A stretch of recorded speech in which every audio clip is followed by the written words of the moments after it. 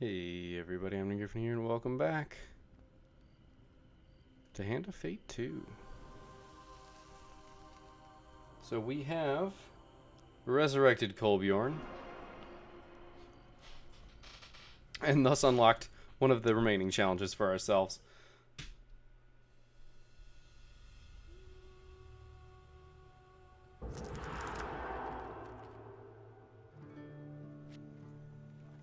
The devil. We have all come from the downtrodden and feel that we have been unheard. Some of us ascend to great power regardless. Interesting.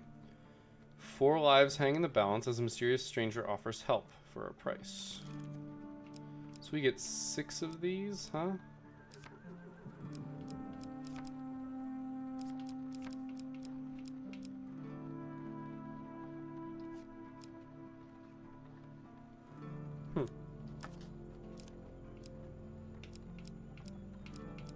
You get one more thing.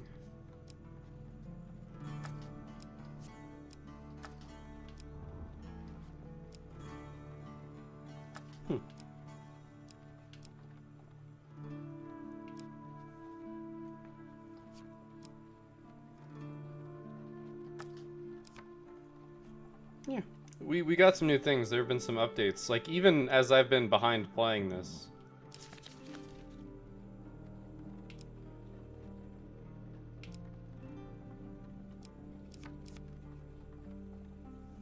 Still haven't managed to get any of those.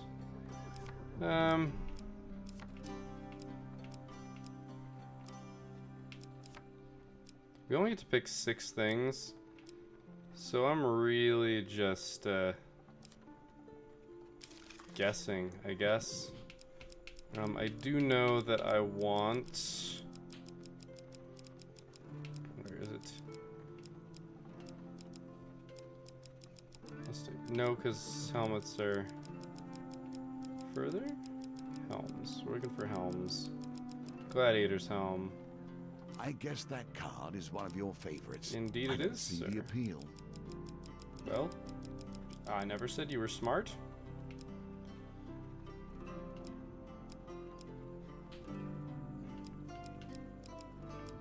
We do have some unknown stuff. We want Hretha's Ire. It's good against... It's bashing, which is good against damaging things.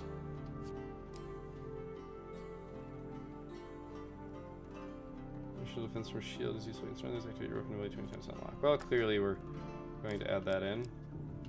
Really? No, never mind. Yeah, he likes to give,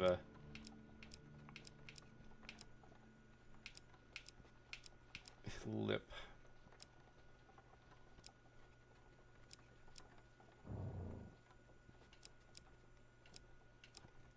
It's worth stuff.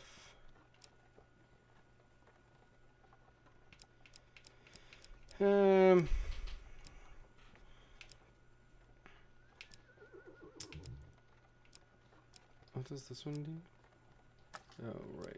You know, we don't know what the reinforced shield does, so let's do it. Why not? So we've got... Okay, we're looking for armor. Some improved armor. Shuffle less. You know what? That actually sounds really good for this. Was there a theme requirement? 8. That doesn't seem too unreasonable.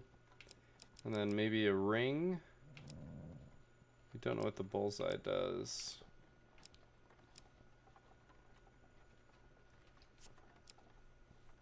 We all know I love that one, but...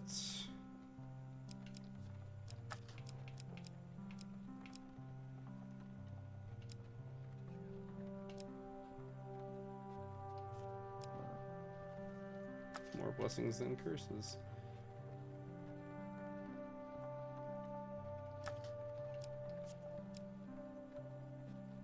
You know, I'm okay with this. Alright, let's see what this does. Clearly we're not allowed to have a companion. And the 4 lives. You are more than mere pawns in this story. They have their own goals and their own needs. Yet their stories have ended.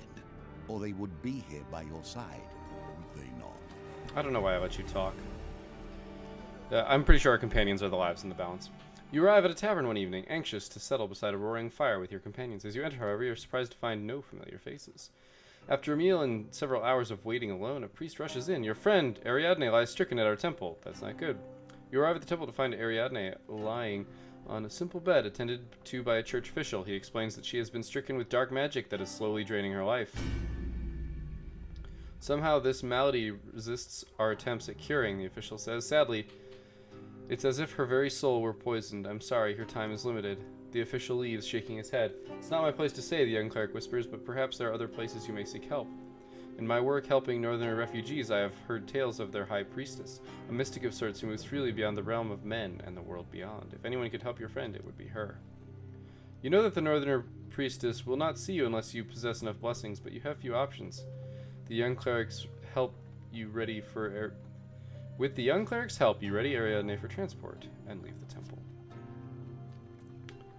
We need 4 blessings? Good lord. And here is your reward, at least in potential.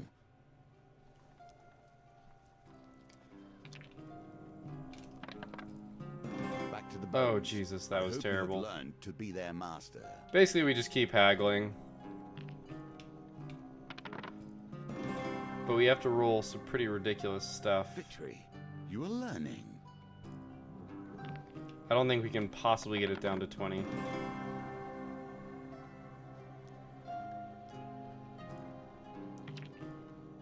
Like, I just don't think it's possible.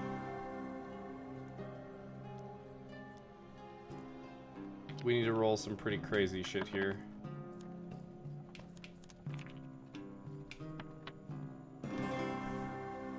Oh boy.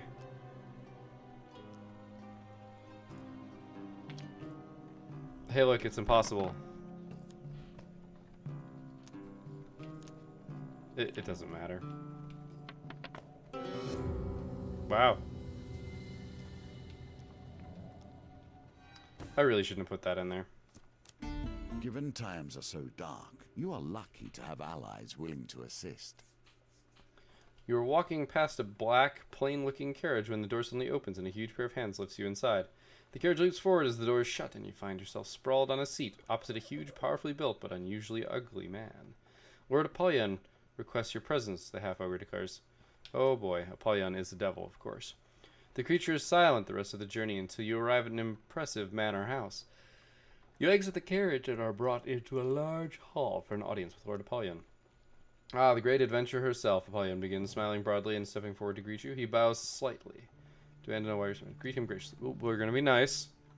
I have heard of your exploits. I, too, am but a servant of the Empire and its people. I'd like to offer my services if you ever have need of them. I don't presume to wield a sword to dodge a claw troll as well as you, of course, but I do try to support the good people with supplies and such, especially heroic figures such as yourself. Apollyon invites you to stay and entertain him with stories of your adventures so far. He seems captivated by every word, and several hours pass quickly. You lead an incredible life. I hope you return again soon with more enchanting tales.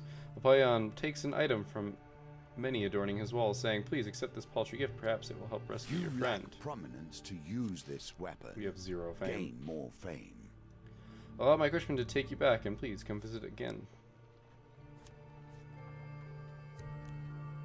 Yeah, we're gonna have to, because we do not have a way of generating blessings.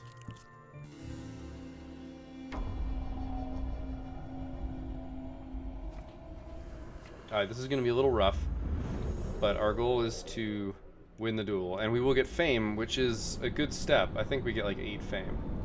It's not gonna be enough to use Tretha's ire, but it will be a good amount.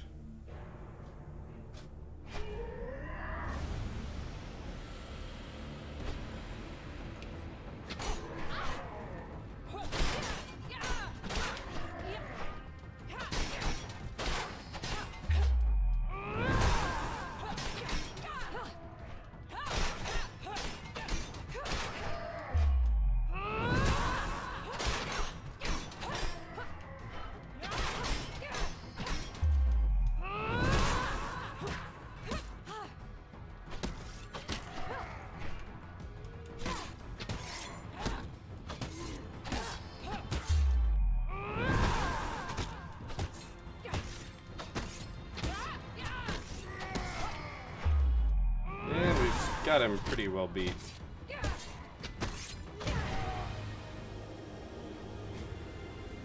I did have the dodge already pressed, by the way. He wasn't just going to clock me in the face, and I got lucky. I did have the dodge. Yep, 8 fame. You must ponder the ties that begin to bind. The trap is slowly laid for you. Shut up. Your shadowness, Queen Frost cannot abide the presence of the impure. Yet we don't have enough blessings. Devils wait in the darkness, but which devil will you focus on? As you pass a darkened alleyway one evening, a blackened and misshapen hand grasps you, pulling you close into the darkness. You stand at the precipice of ruin. The Dark Lord has taken an interest in your destiny, and even now is engineering your downfall. The haunted creature pulls you with surprising strength further into the shadows. But I can help. There is magic that can help you beat him at his own game. We can craft it, you and I. Doing so may test your spirit, but that's better than eternal darkness, eh? He looks up at you, his yellow eyes glowing faintly. Do not fall to despair. We will meet again soon. You have to wonder why anyone would help you. At least my motives are clear. Sure. You return to the fine mansion of Lord Apollyon and are granted an immediate audience. How goes your quest to save Ariadne? I do not have the blessings required. Perhaps I can be of some assistance. I must confess that I have a weakness for games of chance. The room set of cards already set upon you. If you win, then I will provide the blessings you require. Yes, I have the means. You'd be surprised what magical trinkets end up in my possession as part of my work. If I win, then you must pose for me with my next portrait. It will be titled Champions of the Empire. Perhaps I shall have a statue of us made as well. I'll even stack the deck in your favor. After all, I enjoy the excitement of the game and care little for actual winning. Oh my. So we gotta try and track the failure. Okay, I was right. Well done, Apollyon claps. I think you've played this game before. He gestures to a darkly robed man, who you failed to notice standing in a shadowed corner. The man comes to stand before you, his deep voice slowly intoning words in a foreign tongue. My associate is a follower of an ancient religion that you may not be familiar with, but rest assured that his devotion is second to none. As you sit through a lengthy ritual, you feel yourself drifting in and out of consciousness, whether from the droning voice or the potent incense being burned, you cannot say. Optionally retry any chance gambit. Find intervention after you re-roll your lowest dice.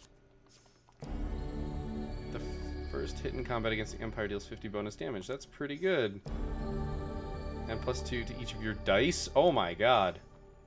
Could I have gotten that before that? Oh man. You suddenly awake, Apollyon watching you with mild amusement. I expect you'll want to begin your journey to the High Priestess immediately.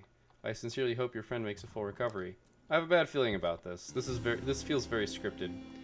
You cross the northern border and prepare yourself for the long journey up Mount Freitas. You meet again with the band of northern warriors who wait to escort you up the mountain. With their guidance and protection, you quickly find yourself one more in the ritual house of Esmeranthia. I know why you have come, the giantess begins, moving to inspect Ariadne. She quickly sneers, saying, "It is no wonder your holy people cannot heal her. There is no minor curse or spell from a magician. A beast of the underworld has tainted your friend's spirit, and without my help, she will die." Esmeranthia pauses to consider you, her gaze boring into your soul. I think your fate will be to one day destroy the one who brings ruin to my people. Until then, the enemy of my enemy is my friend, yes? The Queen of Frost sends you to another room as she prepares a ritual. Many hours later, you are summoned again. You find the Queen standing over Ariadne, who, apart from being famished, appears fully recovered. Leave when you are ready, Esmeranthia declares, turning to leave. But heed my warning, hero. A shadow hangs over your soul. Stray but a little, and you will fall to the ruin of us all. Mal told me he was going to the village of Rumstock to investigate a rumor of a magical artifact. Ariadne explains as you leave the ritual house. I was to meet him there some days ago. Bad stuff is going to happen. I cannot understand how you come to be here now, given the challenges that have stood before you. F off, dude. the dealer's just being a jerk. As you journey towards Rumstock, you are disquieted by an increasing number of rumors concerning the village. It seems that every traveler coming from that direction has heard terrible ritualistic murders being performed in the woods nearby. The rumors also suggest the mage responsible has been captured. Disguised himself as a bard, one fellow declares. I saw him with my own eyes, and he has the look of a killer. Oh god, Mal got himself caught and misaccused. Something like that. Don't worry, continues the man. There will be justice served for the poor souls when that necromancer burns at the stake. Mal.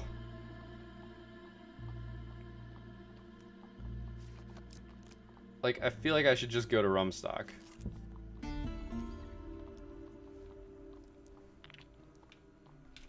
I mean, I'm going to crush this. Yeah.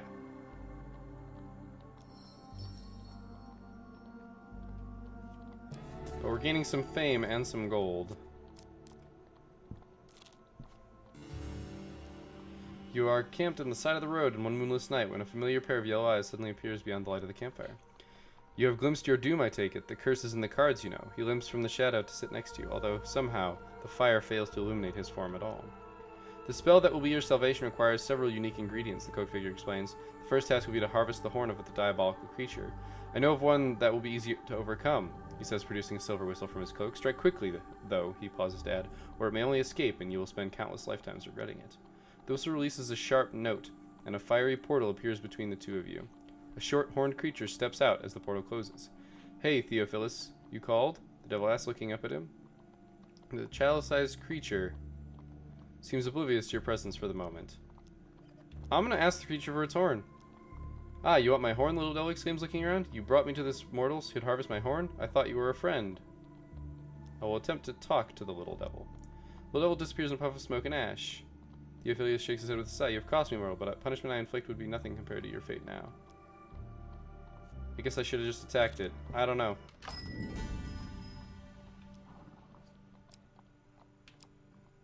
I feel like I should just buy it.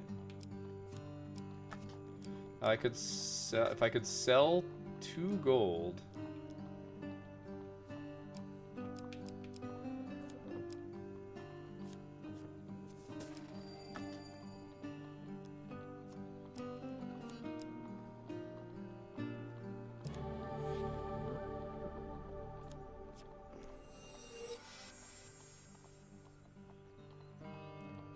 I think we're good.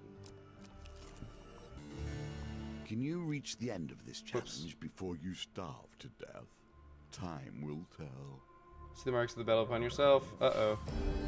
Holy crap. Do you plan to save Mal? I really was... Sure. You are helped onto Bluetail's back, and the griffin races you into the air. I guess I should have come here The first. noose begins to tighten, and we question the very stakes.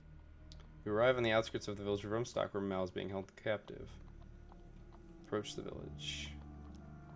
You track down the mayor, who, despite your pleas, refuses to consider sparing the mage's life. The creature is bound head to toe in blessed iron, and he'll stay that way until burning under a full moon. Good decent folk of this town have been murdered, and I will see to it that they receive justice. And who are you that we should listen? The mayor exclaims. It would take more than the word of a nameless mercenary to free this creature of darkness. Yeah. We're not famous enough. Alright, so we're gonna play cards again. Up the ante. If you win, you must stay and entertain my guests with tales of your adventures. This is gonna hurt. Oh, right. Not this time. I think 50-50 is pretty good. Confirm choose again. Let's continue. We've actually got a pretty good setup here to succeed. You are adept at both combat and the fine arts. I shall make plans with my associates tonight to support your cause. By the time you reach Rumstock, your name will be legend. Fame alone has got you here. Let action carry you Yeah, this forward. lowers my max life, unfortunately. But I think Krethazire is better. I almost had enough fame. Let's be honest. Look, the hero of the Empire is in our village. You're here for the demon, of course. You must have heard that we captured it ourselves. Don't worry. We intend to burn it during the full moon. You asked the mayor to take you to Mal, where you find sitting in a small cell bound in silver chains set with glowing runes. With some effort, you managed to convince the mayor to release him into your custody for proper disposal. I'm sure you would know best when it comes to the creatures of the underworld, the mayor says. But we have the fire planned and everybody is coming. Perhaps you could stay just until the full moon, he asks hopefully, as you lead Malclips away. At the end of the village, the mayor reluctantly removes Mal's chains and stands well back as you leave. Thanks, those country folk weren't kidding around. He goes on to relate how he was set upon as he entered the village, being accused for some local murders involving magic. It sure seemed that they knew I was coming, and where did they get those anti-magic chains from? You fill Mal in on what happened to Ariadne. What about Astrea and Kolbjorn, he asks as you begin your journey back towards the capital. Hey, guess what? I'm gonna guess Apollyon did some really bad shit. So many enemies await you, and so many would stop you moving forward. A hooded stranger slips inside. Relax your sword arm, mercenaries, the woman exclaims, warding. So go and deliver a message. Yep, Kolbjorn's fucked up with the guild. I should have saved my gold. You see, she continues leaning against the windowsill, with recent setbacks to our income potential, we've had to expand our enterprise with kidnapping and so on, and a rival tribe has impressed bounty on your friend's head. It's all just business. For 150... Oh my god, never mind. Otherwise, we'll see... Well, I can't say how he'll be treated by those barbarians. So yeah, there's no way in hell. Alright. We'll get some food. We need the food, so...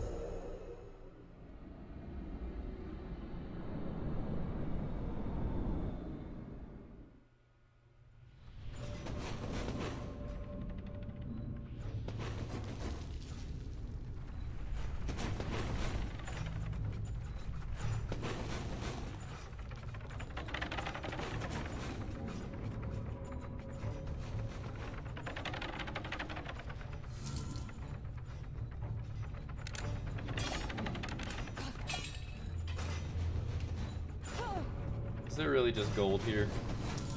I was really hoping for some food.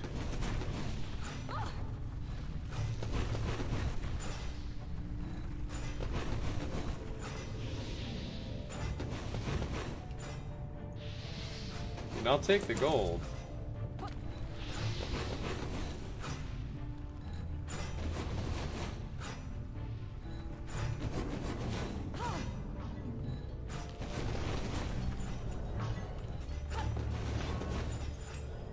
I really did just edge that out, didn't I?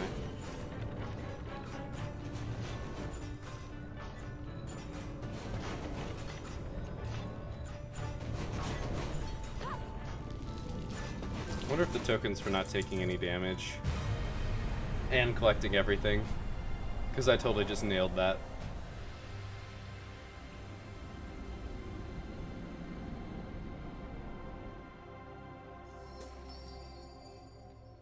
$30 gold and 4 fame. Despite your super, you're no more worse for the word. Hell yeah! You fumble in your haversack for something to eat. Happily, you find a half-eaten pastry and try to find your way out of the woods. We are sort of starving. A balance of resources is key. No one wants to perish wealthy, but starving. Yes, yes. Maybe I'll buy some food. You are camped on the side of the road one moonless night when a familiar pair of yellow eyes suddenly appears beyond the light of the campfire. You've glimpsed your doom, I take it. Yeah. Horn of a diabolic creature. Strike quickly enough. With a mighty blow to the head, you knock the devil unconscious. Soon you have removed one of the beast's horns and handed it to Theophilus, who, I'm going to call him Theo, who places it in the sack made from some dark material as his cloak. The next step is normally as difficult to achieve as obtaining a devil horn, but luck is with us again. The agent of your downfall has provided us with exactly what we need. His gestures and your skin begin to glow. To possess so many blessings is rare for a mortal. I shall add their power to the mix. Yep.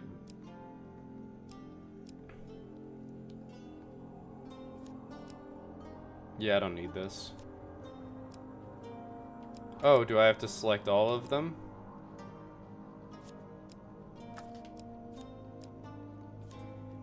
I think I have to select 4. Nope. Cool. I get to keep Guardian Angel. That lets me repick on the card draws, which is pretty important. This will do nicely, Theophilus says, with a satisfaction as he seals the urn. Never lose hope, mortal. He calls once he returns over. The Dark One may still lose his prize yet. Everything is a wager, but our difference is that we understand the game must have rules and definitions, if it is to bind. You enter a tavern one evening just as a gang of soldiers rise angrily from the table, leaving just A well-dressed civilian seated. You cheating son of a harpy, one of the meals. Gentlemen, please, I cannot help it if Lady Luck has taken me this fine evening. Nobody's that lucky, a soldier exclaims, drawing his sword. The other soldiers advance around the table. The unarmed man suddenly leaps from his chair. Mercenary, I implore you. I'm an humble, honest merchant in need of aid. Hey, that's our gold, Hansel.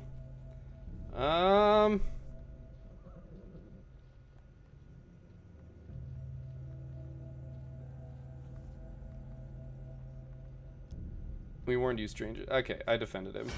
I am defending him, I should say. A bunch of soldiers taking on a single guy. I don't know which... It seems bad either way.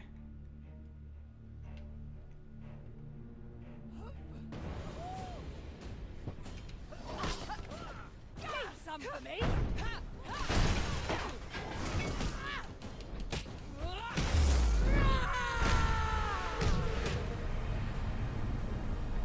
I guess it was just one guy, but... He did hit me once, the jerk. I don't have the helmet that gives me food, unfortunately. Having dealt with the threat of the vengeful soldiers, you turn to find Lucky Hansel lying still beneath the bench, a northern warrior crouched over him. A man who cheats has no honor, the northerner says, matter-of-factly, sheathing his knife and hefting the mercenary's money bag. You will not cheat me again. Stop the northerner from escaping. Oh my lord. The pendulum is ever changing, and the challenges it presents. Oh my god, that's free too!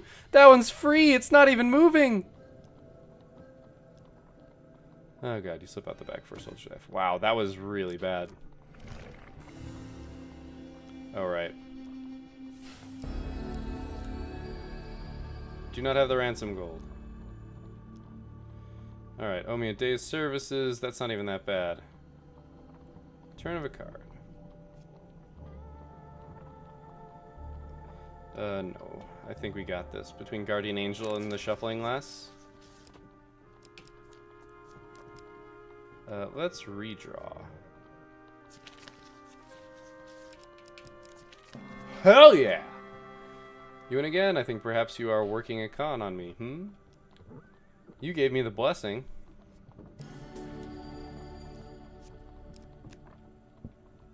Yeah, ouch. Your allies, of course, help in times of trouble, but when the tables are turned... You enter into a wide courtyard filled with stalls and milling citizens. With moments, you are roughly drawn into a shady corner, protected from the prying eyes by a variety of hanging carpets. Hello again, the cloaked woman begins brightly, her two beefy companions silently taking positions on either side of you. How did we do? How did we go? Are we saving any lives today? Yes, we are.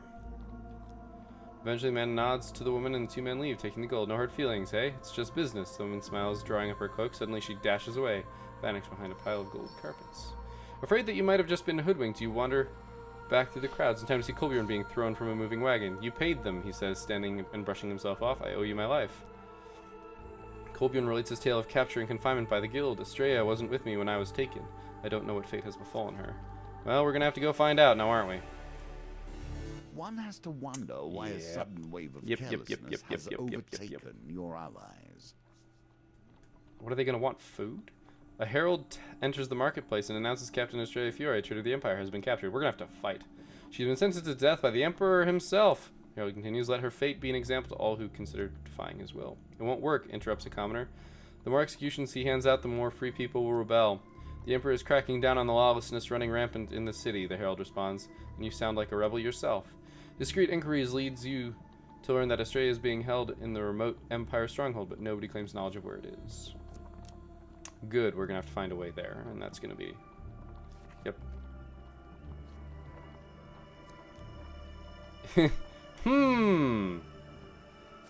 Of course, we're gonna explore the map first. A noxious smell alerts you to an oncoming group of toshers led by a short, stumpy woman with an eye patch. Eye Patch Eve, they call her, and although they dressed in greasy drabs, her fingers are adorned with exquisite rings, and their pockets are deep with gold. Look at this, princess. I bet they've never done a day's dirty work, she sniggers. What do you say? Fancy eking out a bit of coin? Tide's coming. Better get in there quick, princess, says Eye Patch Eve as one of her consorts lifts a lid off a manhole. As you and the toshers come splashing down and your boots soak up the muck, you feel something at the bottom of the putrid subterranean river. Okay. You plunge your hand in the rinsed water and pull it out. I don't really want it, but I could... Oh my lord. Nope. You plunge your hands deep in repulsive muck only to fish out an old boot. I'll have that, Snapsy. I bet you if she takes a bit of a whip for it. Yeah. Time to surface.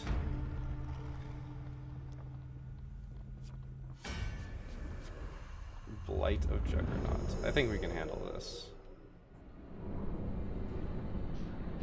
Or Juggernaut of Blight. I think is what it actually is. Blight of Juggernaut. I'm the Juggernaut. Yeah, we can handle this. Get down in this sewer in the first place.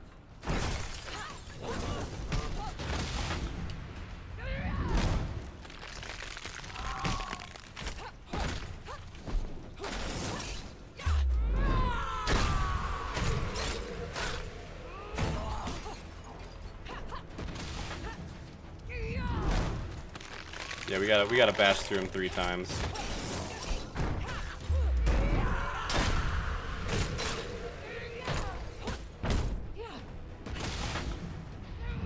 Boom. Die, sir. If I can even call you sir.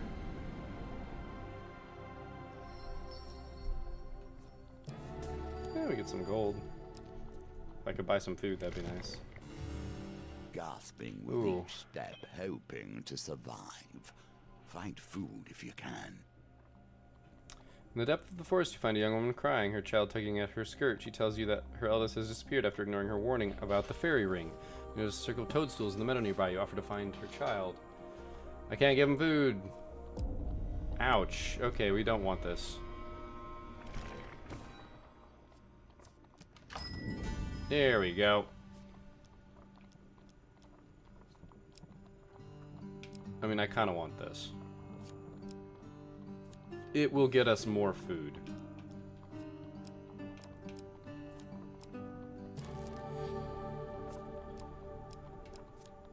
And we're just going to spend everything else on food.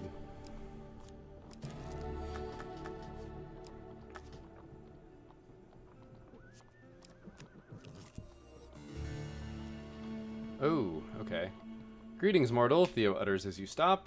The next moment of your magical salvation is approaching, he begins. You will meet a traveler on the outskirts of the forest. Trade with him to obtain the feather of an angel. Do not reveal what use you would have for it. I wish you luck. Not long later, you meet a dwarf. Trade for the angel feather. So it happens I have an angel feather I traded from a kobold mystic in the western provinces. Do you need it for anything in particular? You begin the negotiation. No. I think we can do this, especially with Guardian Angel on our back. Let's redraw. Booyah. You manage to convince the dwarf that the feather is probably a fake, worth little more than a few beads and torn half of a map you find in your pack. The dwarf is barely out of sight when Theo is suddenly beside you. That dwarf has never had such a valuable prize in his possession and perhaps never will again. But now it's time for the spell to be completed. Theo takes feather and adds it to the spell concoction. The vial goes out and a bright flash returns to normal. At last, Theo cries in excitement. After all these years, I will be free. You lunge forward, reaching for the vial, but Theo is already opening it.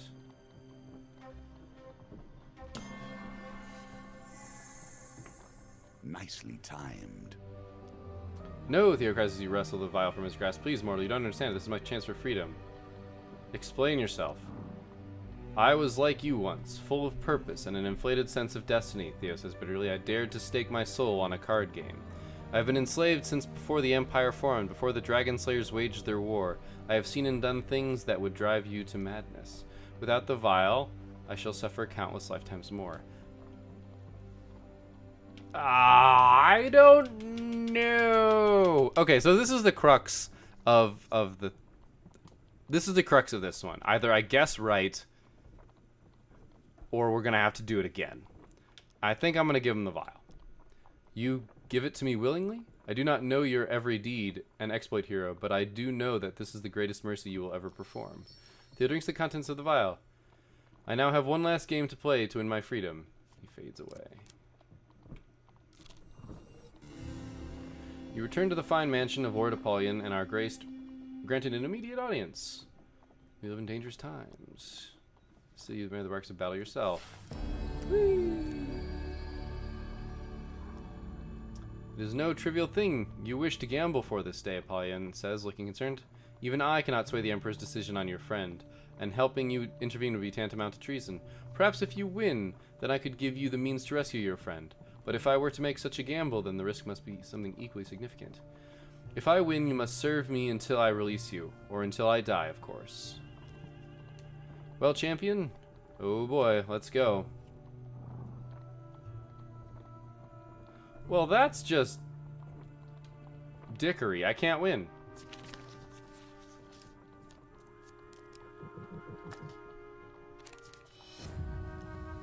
And now you are mine. He gestures, you feel unnaturally compelled to do so. Follow me, hero, and we shall see what mischief we can put your talents to.